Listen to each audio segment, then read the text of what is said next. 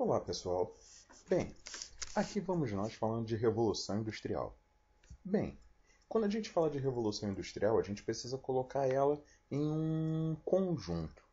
Junto da Revolução Industrial, em importância, nós temos também a Revolução Francesa, que é politicamente muito, mas muito importante, e a Revolução Inglesa, que também é muito importante. É fundamental que a gente veja esse trio como um conjunto, uma coisa leva a outra. Nós temos as revoluções inglesas, nós temos a Revolução Francesa e nós temos a Revolução Industrial.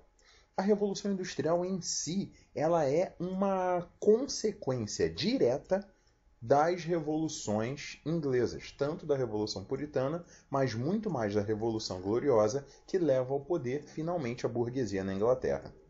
Bem, dessa forma, a gente precisa acompanhar tudo isso junto à ideia de iluminismo, o crescimento das ideias iluministas, o século XVIII, o século das luzes, o sepultar definitivo do antigo regime. Dessa forma, nós vamos começar a perceber o quanto essa história vai mudar. Bem, tudo isso a gente precisa ter em mente que está ligado ao processo de produção de todas as coisas. Bem, nós temos um processo lento de evolução das tecnologias produtivas e tudo isso começa com um processo de artesanato, típico da Baixa Idade Média, onde nós temos o artesão com um caráter de produção bem ligado à sua própria família. Ele era o dono de todo o processo produtivo, por sua vez. Ele era o dono da oficina, das ferramentas. Ele fazia em casa tudo que era encomenda para ele. Ou seja, não tinha um espaço para divisão ou especialização no trabalho. Tudo era feito por ele, nas mãos dele. E isso acaba fazendo com que a manufatura, que é algo que vem da Idade Moderna, comece a mexer com tudo isso. Nós vimos que a Inglaterra tenta fazer uma grande mudança no que era o seu processo produtivo com os atos de navegação, ou seja, só navios ingleses poderiam transportar produtos ingleses. Bem, isso faz com que a produtividade no trabalho tenha que aumentar, porque você precisa produzir mais para mais pessoas, resultando em uma divisão da produção que especializa um trabalhador em uma etapa de parte da construção do produto. Isso faz com que o dono do meio de produção, ou seja, daquele que nós vamos vir a chamar de capitalista, passe a receber muito mais os louros do processo produtivo do que quem de fato trabalha.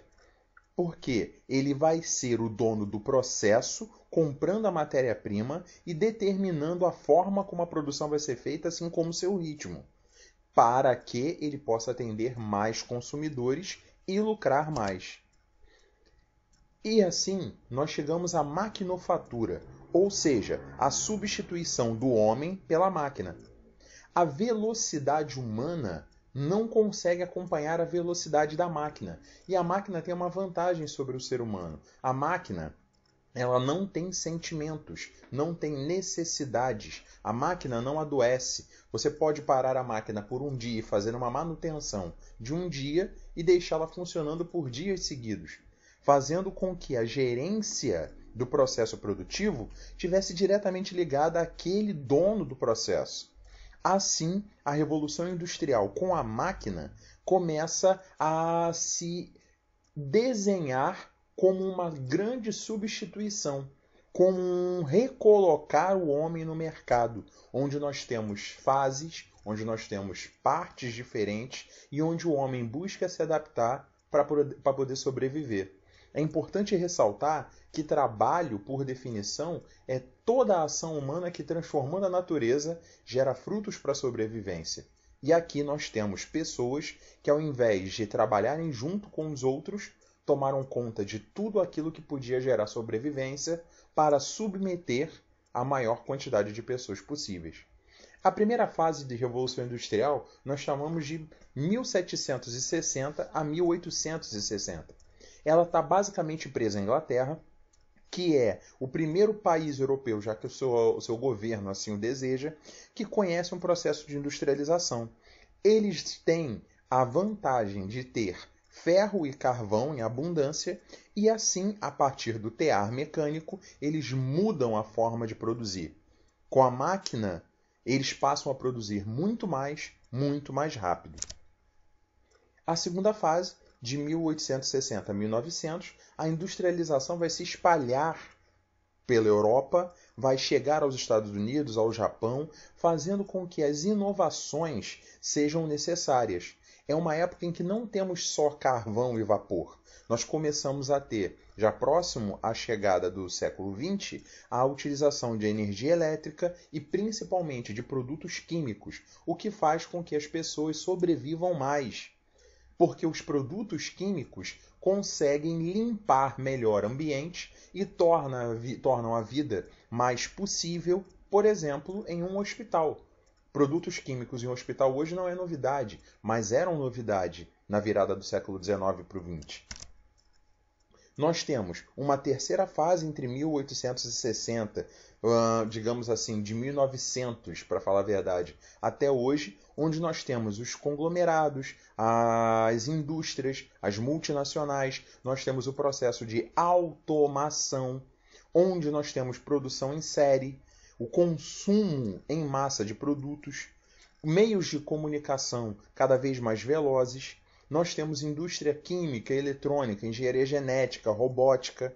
É importante ressaltar que todas as inovações técnicas, elas se tornam mais importantes à medida que a velocidade de produção aumenta e, junto com a velocidade de produção, a velocidade de transmissão de conhecimento. Rapidamente o homem passa a transmitir mais conhecimento. Bem, nós temos aqui o pioneirismo inglês. Como falei, o pioneirismo inglês está ligado a duas coisas. A política liberal, adotada pelo seu parlamento, e aí as reservas de carvão mineral que estavam no subsolo da Inglaterra, fazendo com que eles tivessem a possibilidade de com o pensamento liberal, fazer um progresso econômico grande e, ao mesmo tempo, usar as reservas para fazer valer o poder político e econômico, unindo os dois. Muito bem, as reservas de minério de ferro, as reservas de carvão, a grande mão de obra disponível, vindo de uma política pública chamada de cercamento de terras ou enclosures, foi responsável pelo êxodo rural, o que moldou um exército industrial de reserva. O que é isso? São as pessoas que não podem ter emprego. São os inempregáveis. Aqueles que ficam desempregados durante longos períodos e aceitam baixíssimos salários para trabalhar por longos períodos, aumentando o lucro do dono daquele meio de produção, para que ele trabalhe pouco, explorando muito o muito trabalho de quem ganha muito pouco. Nós temos a acumulação de capital, que vai ser feita durante a fase mercantil da Inglaterra, mas que vai fazer com que a Inglaterra burguesa tenha recursos para poder financiar, já que há interesses burgueses, já que a burguesia, com a Revolução Gloriosa, é governo. A burguesia se confunde com o governo na Inglaterra. Muito bem. Dentre esses pensadores se destaca Adam Smith. Adam Smith vai ser o autor de A Riqueza das Nações, onde ele pensa que o egoísmo, a ideia do homem, do indivíduo pensar em si, é boa para a sociedade, porque todos pensando em si vão tentar de alguma forma trabalhar para gerar mais riqueza. E aí, a grande questão é que ele não pensa que para lucrar é necessário contratar os empregados para vender produtos bons. Ele acha que isso é ótimo para a sociedade, mas se não tiver pessoas com dinheiro suficiente para comprar, no caso, ninguém vai conseguir comprar o produto. Ou seja, pensa-se muito no indivíduo, mas não como esse indivíduo, que faz parte de uma sociedade, vai fazer para viver com dignidade. Ele só pensa na parte mais burguesa dessa relação. O Estado deve intervir o mínimo possível sobre a economia e está provado, diante das crises que a humanidade vem sofrendo sucessivamente, em 1929, a crise de 2008, que Estado longe da economia não está muito certo. É necessário que o Estado esteja ciente. E aí a ideia de intervir o mínimo que o Adam Smith preconiza, ela vai por terra nesses dois momentos que a gente já falou. Nós temos, a partir da segunda metade do século XVIII, a maquinação ou industrialização do setor têxtil, fazendo com que as máquinas de tear ou fiar, chamada de spinning jenny, fossem capazes de fazer grandes quantidades de tecido de uma só vez. Muito bem. Em 1768 nós temos a máquina a vapor, posteriormente nós temos o tear hidráulico e nós vamos ter cada vez mais uma variedade de produtos e capacidade de venda de produtos de qualidade melhor. Nós temos o Robert Fulton revolucionando a navegação marítima com o barco a vapor, isso já em 1805. Mas o mais importante é vermos que, além do crescimento da indústria na Inglaterra e tudo mais, é compreendermos como o controle da produção gera riqueza, e não o contrário. A riqueza não é gerada só pelo trabalho em si. O trabalho controlado faz com que a riqueza possa ser produzida ao máximo. O problema é que ela é mal distribuída.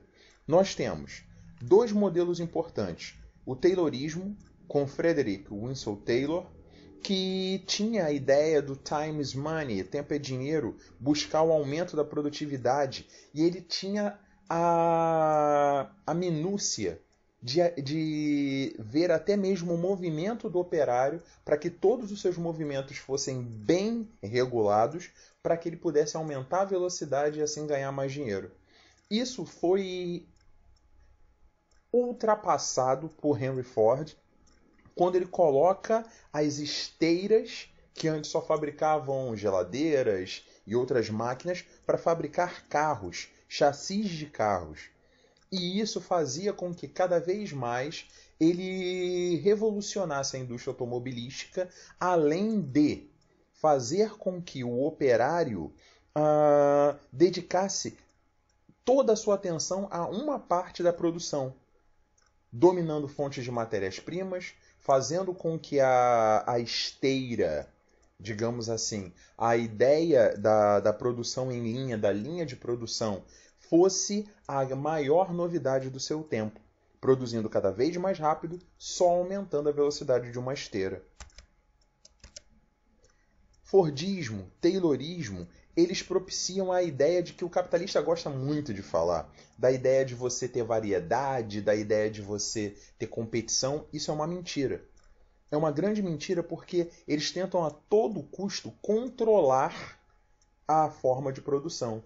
E eles controlam a forma de produção através de 3 medidas que monopolizam. Ou seja, não existe nada dessa história de você ter variedade. Se você pegar as grandes produtoras, por exemplo, hoje, produtoras de carros, como a Volkswagen, ela é dona da Audi. Você pega lojas comuns hoje, como Casas Bahia, Ponto Frio, elas pertencem ao mesmo conglomerado. Então a coisa não é bem por aí. Os holdings são grandes empresas financeiras que controlam os complexos industriais. Como? Tendo as ações. A empresa não faz com que a outra empresa deixe de existir. Ela simplesmente compra as ações das outras, fazendo com que elas deixem de competir na prática. Por exemplo, você vai ver isso com a Microsoft e com a Apple. Quando a Microsoft conseguiu comprar a Apple, todos os produtos Apple passaram a ser Apple by Windows. E aí você vê que isso, por mais que você queira comprar um computador da Apple, quem vai estar ganhando dinheiro é a mesma fonte da Microsoft. Os trusts São grandes companhias que absorvem os seus concorrentes, monopolizando mercadorias. Isso é muito feito com bancos. Por exemplo, foi feito com o Bradesco absorvendo o HSBC, com o Itaú absorvendo o Unibanco, com o Santander absorvendo o Banco Real. Os cartéis são as grandes empresas independentes, produtoras de mercadorias do mesmo ramo, que vão se associar para evitar concorrência, como, por exemplo, venda de gás de cozinha. Não importa onde você vá, o gás de cozinha é sempre o mesmo preço, para que a pessoa procure sempre aquele mesmo estabelecimento. Não há concorrência real. O que isso gera como desdobramento? A Revolução Industrial muda a vida de quem trabalhava com os braços, do trabalhador braçal.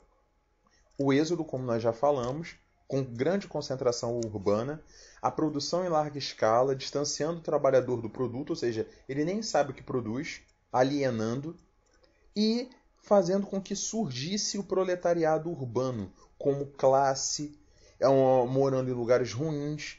E isso vai fazer com que a Inglaterra seja pioneira em medidas, em leis trabalhistas. Para ser uma ideia, nós podemos ver pelo slide que em 1780 nós temos 80 horas por semana e hoje se trabalha com uma média de 40 horas por semana, com a possibilidade nos lugares mais modernos do mundo dessa hora ser reduzida para 30, o que é um movimento que se pensa e é impossível de não acontecer, porque senão vai faltar emprego para muita gente. Bem, toda a Revolução Industrial, elas acabaram por trazer mais poluição, mais doenças, mais problemas para a população em si. Homens passam a viver menos, porque eles são jogados no mercado de trabalho primeiro. Crianças são exploradas até a última gota. Em muitos casos, a ausência de leis trabalhistas leva os trabalhadores à morte. E o que acontece? Nós temos aí as reações. Movimentos como o ludismo, Ned Ludd, que vai ser o movimento chamado de quebra-máquinas, o cartismo, as cartas, a questão legal, a busca por direitos na lei, e as trade unions, que são basicamente os avós dos sindicatos modernos. A conclusão de tudo isso faz com que a Revolução Industrial mostre que a burguesia dominou não só o setor econômico, bem como o setor político, fazendo com que a construção de uma sociedade mais justa e igualitária fosse cada vez mais difícil. Eu espero que vocês tenham compreendido bem. Tudo de bom.